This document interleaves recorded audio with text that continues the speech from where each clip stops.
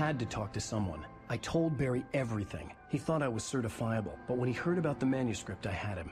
The fact that I'd written something, even if I couldn't remember it, was enough for him. He smelled money. And he believed that Alice had been kidnapped. Anything beyond that was another story. I had a midnight appointment with the kidnapper in a place called Lover's Peak, somewhere in Elderwood National Park. The plan was to rent a cabin. I don't like it, Al. I don't like any of it. It's not good. In fact, it's the absolute opposite of good. Mr. Wake! Barry, you found him. Hi, Rose. Oh, wow. I was just thinking about you, too. Great. I was just bringing Rusty some coffee. He's on the balcony, looking after Max. Poor thing. I really need to go. Great to see you again, Mr. Wake. Later! Who's Max? What an airhead. Jeez, Mr. Takes a swing at everybody. This is not her fault. She's a very nice girl and, more importantly, a fan. She even has a fan site dedicated to you. Hey, this is Rising Demon, back again with Alan Wake. We're out Elderwood National Park at the moment. Just having a quick look around, see if there's anything interesting. A couple of locked rooms. Right, yeah, so, we're here to speak to Rusty for keys to the cabin. We just met Rose again. He's nice and naive, and obviously Barry's got a thing for Rose. Why wouldn't he? Airheads. Awesome. Seriously, Al, what you were saying in the car? Just listen to yourself. What, you shot a guy and his body just disappeared? When was the last time you slept? What, are you high? Have you been drinking? No! Look, Barry, I'm missing a week, and someone's got Alice, and everything's just... Do you understand what it sounds like when you say stuff like that? Don't get me wrong, it's a good story, could be a bestseller. But when you start confusing fiction with reality, you're buying yourself a ticket to the funny farm. Wait here. Right, yeah. So Rusty's outside with Max, who I believe is the dog that went missing. I'm not sure. It was on the radio on, I think it was the last episode. So he's obviously got caught in some way. Let's have a look. Easy there, boy. I'm almost done. Oh. Hey, Rusty, right? You rent cabins. Oh, Mr. Wake. I'd shake your hand, but mine are kind of full here. Actually, I'm sorry about this. Would you mind grabbing the registration form from the desk? It's just across from Bucktooth Charlie. Okay, sure. What happened? Crazy poachers. Max here got his foot caught in a trap. They're illegal to use here. Hell, you're not supposed to hunt within the park at all. But that doesn't stop some lowlifes.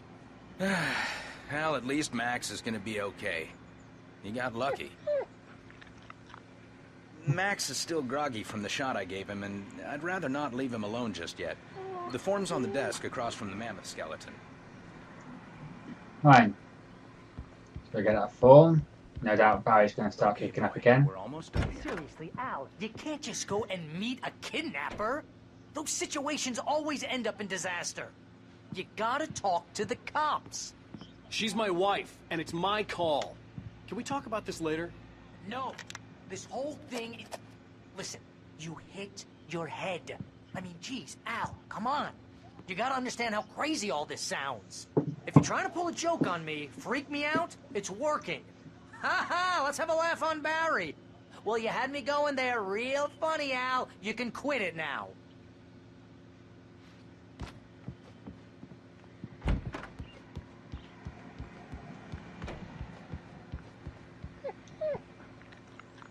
I think this is the form you wanted. And here are the keys. Okay, you're all set, Mr. Wake. Glad to have you staying here. Thanks. Can you tell me how to get to Lover's Peak? Oh, sure. It's at the end of the nature trail. Just follow the paths, you'll get to it eventually. It's an easy one. Nice spot, too. If you have any trouble finding it, just keep your eyes on the radio mast. It's right below that. Oh, and hey, if you take a walk in the woods, watch your steps so you don't end up like Max. I guess I'm a little worried. We got a bunch of campers out there we haven't heard from. It's not like these people are on a schedule, but with the traps, well, you know. I just don't want any trouble. Right. Look, Al, You're asking me to believe that you shot a dude who went poof into thin air, a guy who was bulletproof until you pointed a flashlight at him. You hear that from people who end up spending time in padded rooms, strapped to their beds, wearing white shirts with too long tangled up sleeves, and eating a healthy diet of pills. Al, you make cruel jokes about people who believe that kind of stuff. You're the skeptic. You gave me an hour-long lecture on homeopathy last month. What was it? If there's no proof, it's pure bullshit. Period. Guess the laugh's on me then. Al, come on! I mean, okay. Okay, maybe something weird happened to you, okay? Well, thanks for the heartfelt vote of confidence. All I'm saying is you gotta throw me a bone here, bestseller. What would you think if it was me? There's no way you should be going out at midnight with a gun. No one asked you to come here, Barry. Either work with me on this or go straight back to New York. Your choice. You've been told. Alright, so yeah, we go back out now, and hopefully we'll be at the cabins after this.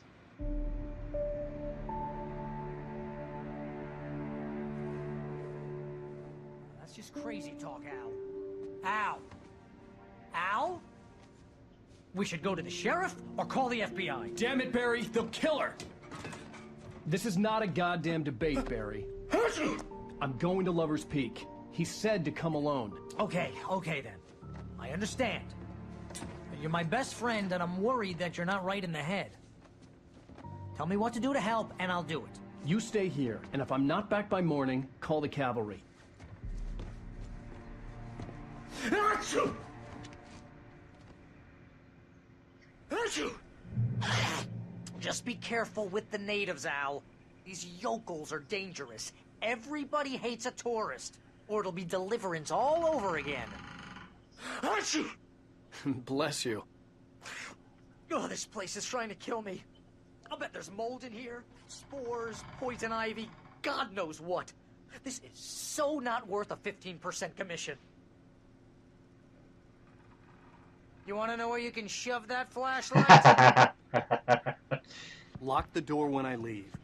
Go ahead and do what you have to do. I'll be fine. Alone, but fine. Straight from a horror movie. I just want to piss Barry off now. It's so much fun. Real funny, Al. Real funny. Thank you. Just sit here in the dark till you come back. Or until I get eaten by the group. Aw, turn it back on for you. Psych! I didn't realize we were back in the 3rd grade here. You want 3rd grade? Seriously, cut it out, Al. My nerves are shot. Alright, we'll leave you alone now. I didn't even know you enough. Let's have a look around. Anything collectible? Any batteries? Nice fire. Out into the cold then. Ah, it's a light switch again.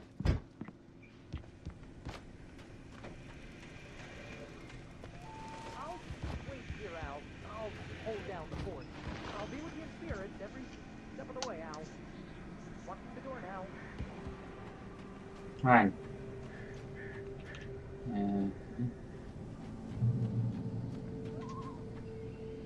Barry had the keys to the car he rented. Wasn't a long walk to the visitor center, and it wouldn't be any use to me in the forest. He had never gotten along with Alice, but he knew Alan loved her with an almost frightening intensity. And now something had happened to Alice. And here was Al armed with a gun and saying things people got put in padded cells for. It was as if his friend had experienced a massive psychotic episode and was now totally disconnected from reality. It scared the shit out of Barry. Anything in here? Nope. Alright, let's go down to the visitor center. Let's go for a bit of a run. I knew I should have gone to the cops. This wasn't the smartest thing I'd ever done, but I was still angry with Barry for trying to talk me out of it. These people had called me right in the sheriff's station. The cops wouldn't scare them, and they had Alice.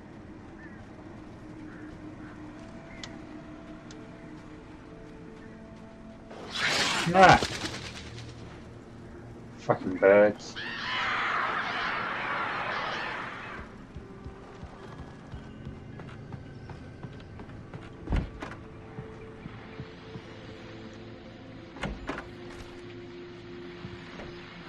Hey.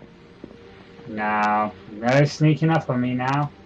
Turn them on just in case he does actually sneak up into the room. What a creepy little thing, eh? Right, let's listen to the radio. Welcome back to the show, folks. As promised, our very own Dr. Nelson has just parked his rear end in the studio. Doc, what's your Deerfest plan like? My plan? You make it sound a lot more organized than I ever seem to manage.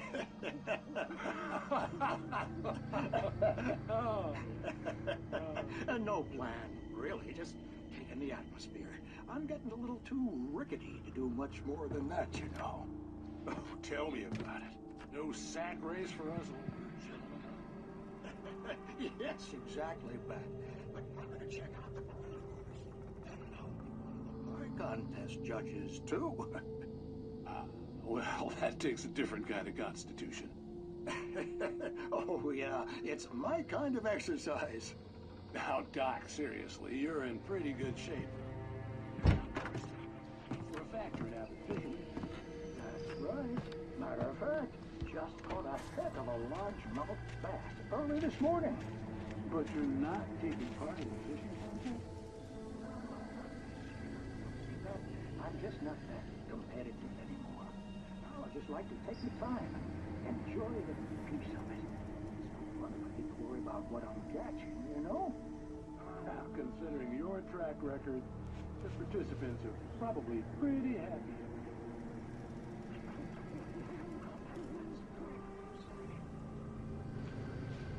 Right.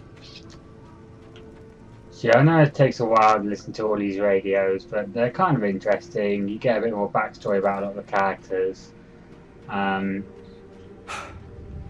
Hey, stop.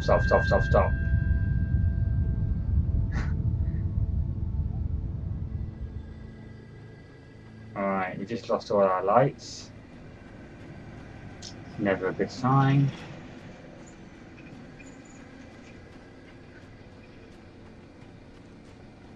Let's have a look in this house.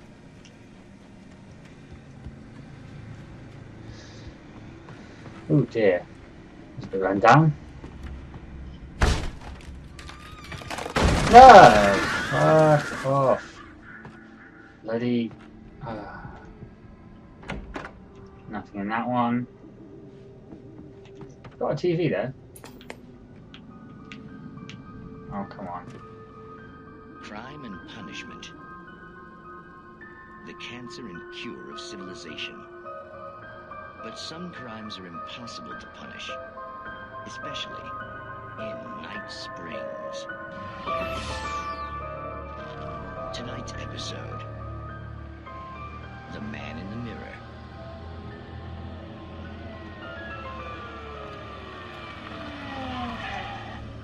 He's inside, Agent. He's a weird one. So, you're confessing to killing that guy, huh? Why? Had it coming? Yeah, but why would you do that? I mean, you're a nice guy. Normal. Took a kid to a soccer game. So how come at the game, you pick a guy and, quoting from the arresting officer's report here, assault the victim's head area repeatedly with the weapon of choice being a pair of bare fists? Wow, that sentence really flows, huh? Maybe you're not the literary type. Okay, so you mess him up. But why? Who was that guy? We couldn't ID him. Why would a guy like you do him like that? I didn't like his face? Well, you must have hated it, because you really went to town there. I mean, there's no way to tell what he looked like. No ID on him either. That must be difficult. But then we ran the fingerprints. Got a match. Your prints. Identical. Huh, how about that? Your son said you were wearing a white shirt when you took him to the game, but the white shirt is on the dead guy. It's plenty red now. You won't get away with this. Do you really think that's in any way relevant to me? I had plenty of time to talk to my boy before the cops arrived, you know? He won't stop screaming, am I right? You think he's ever gonna be okay? I left my mark. Believe me. You bastard. What? You gonna shoot me? What's the point? I'm going to prison. You got me. I don't understand any of this. And you never will.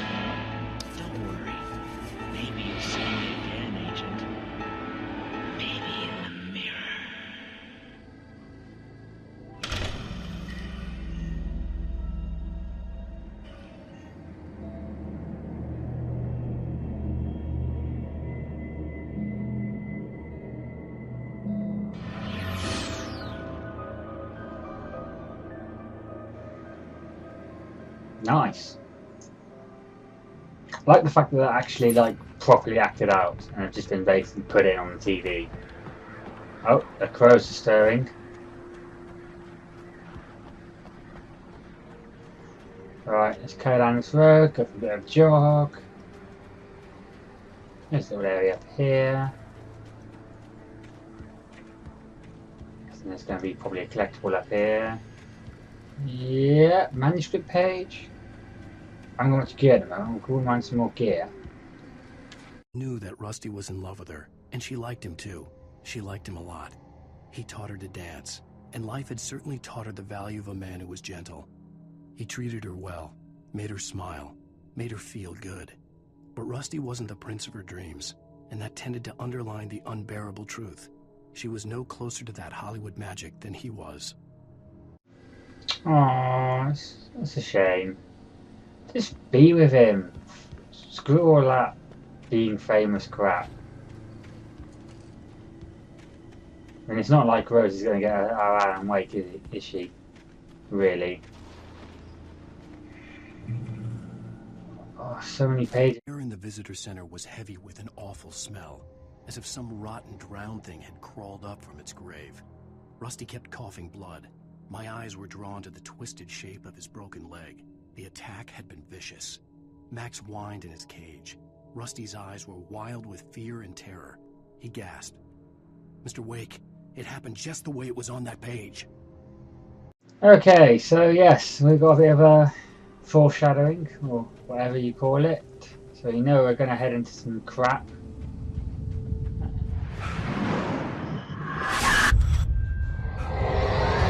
Yeah. The vision left me weak. This was no head injury. Oh, gunshots.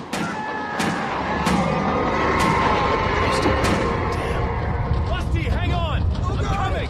Please, help me!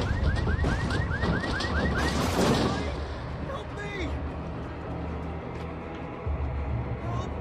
He's coming. We'll get that manuscript page later. He's coming. Can you hear me? Anyone? Hello? Please help! Back here. I'm back here. Mr. Wake? Oh, hell. It happened just the way it was on that page. I found. Came true. It knew. So dark. It'll come back for me. You must... The lights. In the office. I have the key. Okay, Rusty. Hang on. I'll be right back. Whatever did this couldn't be far. Rusty had found a page from the manuscript. It would help me understand what had happened. The only way to make sure that Rusty was safe was to get the power running and the lights back on. The center was sturdy, but the impact turned the front of the building into splinters. Rusty was thrown across the lobby like a rag doll and hit the far wall hard. It didn't hurt until he tried to move and saw his leg bend the wrong way, felt the broken rib stabbing him on the inside. Rusty howled in pain and fear, suddenly afraid to die alone.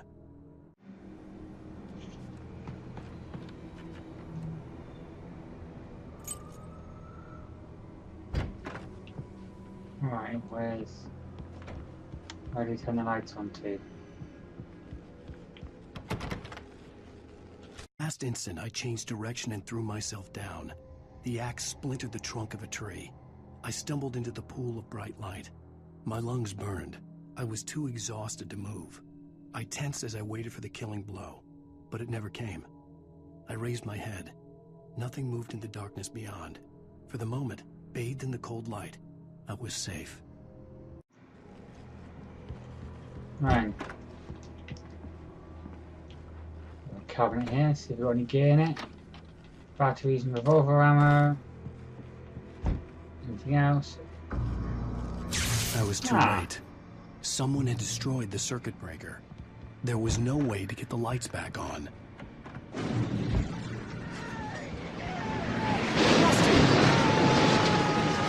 Rusty! The ground was covered with blue ashes.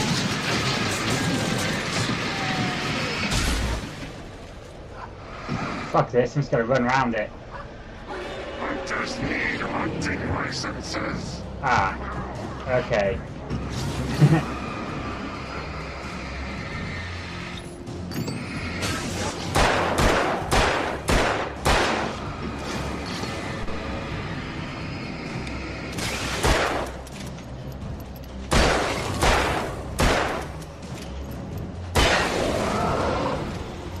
That was easy.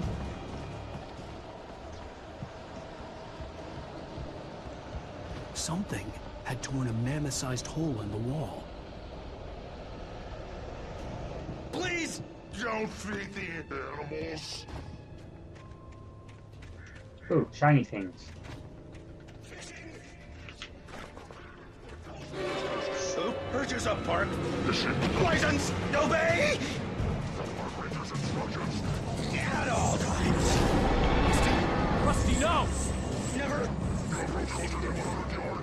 Two bears and wolves never approached. Little closer than 25 yards. Pets must be leashed. Never leave your pet unattended. It is historical artifacts from the I hate to do this, Rusty. This includes even. Alright, let's pick up some more ammo, because I know it's going to shake. Yep, it's gone down already.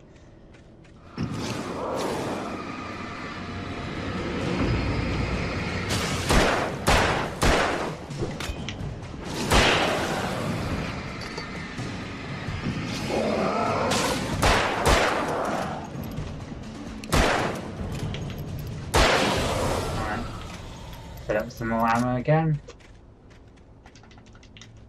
Right.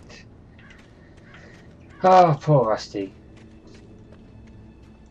Kind of liked him as well. I didn't get much time with him. Seemed nice and kind and gentle.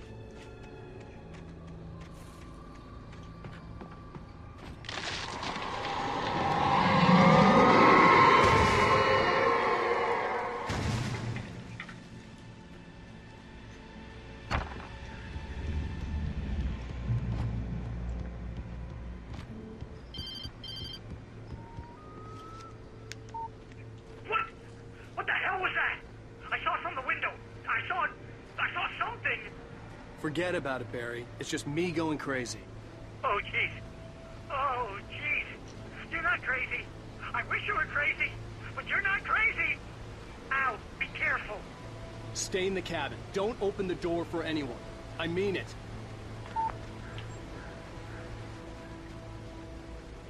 At last instant of consciousness, Rusty thought about Rose. He was older than she was. Rose was barely out of her teens, but she made him feel young and forget what a train wreck his long-dead marriage had been. He still wore the ring. He'd been waiting for her to tell him to take it off. Now she never would.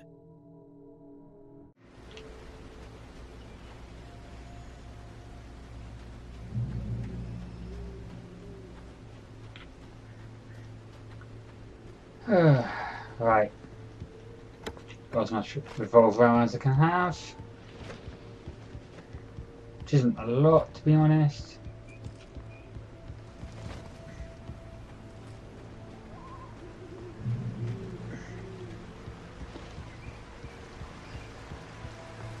Lover's Peak was at the far end of the nature trail. I'm going for this arrow. Supposed to be something nice in here.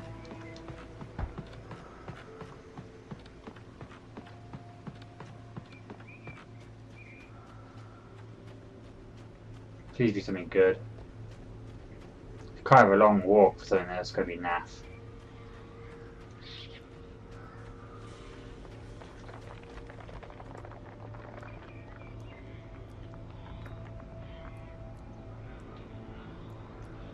Nice.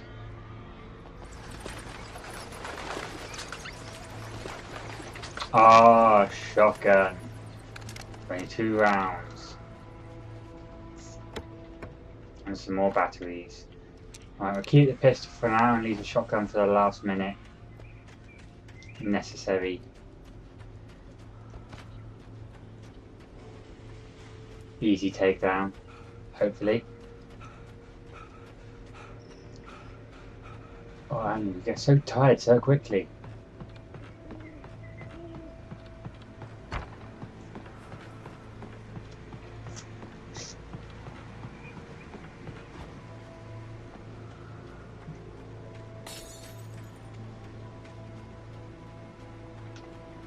Got the batteries.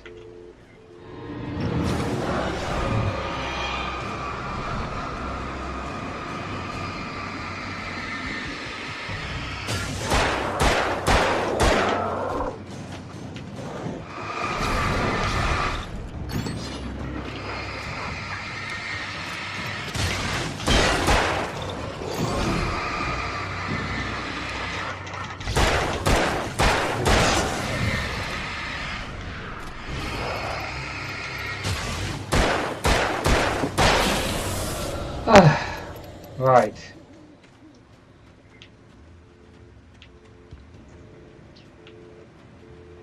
I could definitely do with some more bullets. I don't think I'm going to last very long. Right, let's have a look up here. Hopefully there's not too many more of them. There's peaks that way. Let's go this way, have a look down here. It's always a good idea to explore. I've seen, I've managed to pay. In Bright Falls seemed to know where Al was, but Rose, the waitress at the diner, had seen him. From what Barry could tell, Al pretty much fell off the face of the earth when he left the diner. Rose was just the kind of fan that Al hated, but she really tried to help. She was smart too, knew a lot about what was going on in the town, knew a lot about Al, even knew who Barry was. Barry liked her. That was no big surprise. When it came to women, Barry and Al rarely saw eye to eye.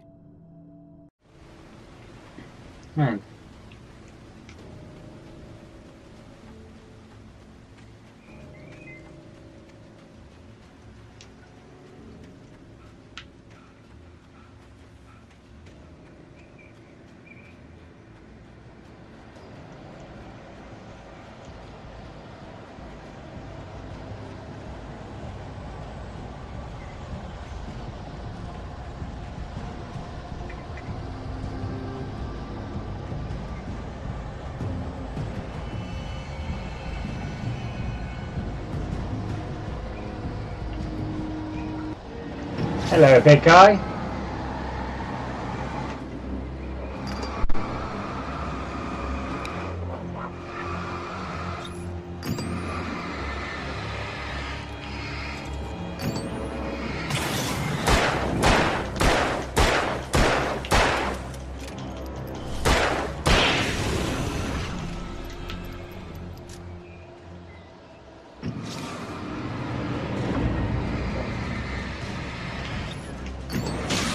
Wait, where did you come from?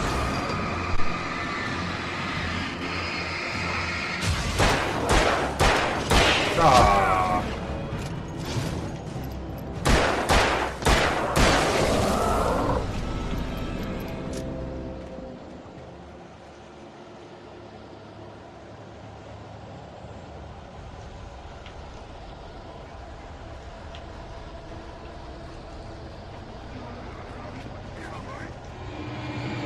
Yeah, probably wasn't the best time to start stopping.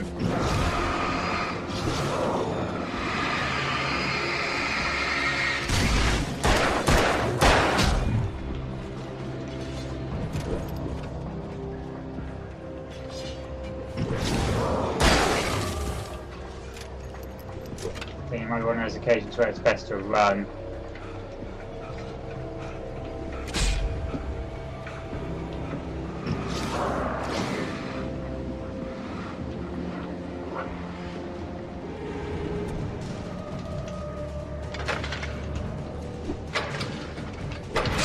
Ah!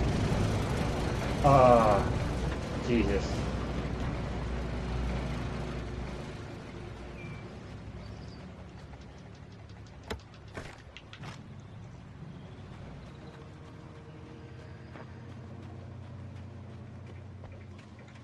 Right, we've got limited weaponry now, so I think for most of the way we're just going to have to leg it. Just try and make the most corner, afraid of what the flashlight's beam might reveal. Suddenly, a roughly painted symbol of a torch glowed in the light. Behind it, hidden by a rock, sat a battered metal trunk. It was here for a reason. Packed with supplies, batteries, flares, ammo. Things you need to make it through the darkness of the night. Something left behind by someone who knew what I knew, and more. Right, I think we're going to stop it here, and hopefully we'll be able to get a bit further in the next episode. So, see you next time.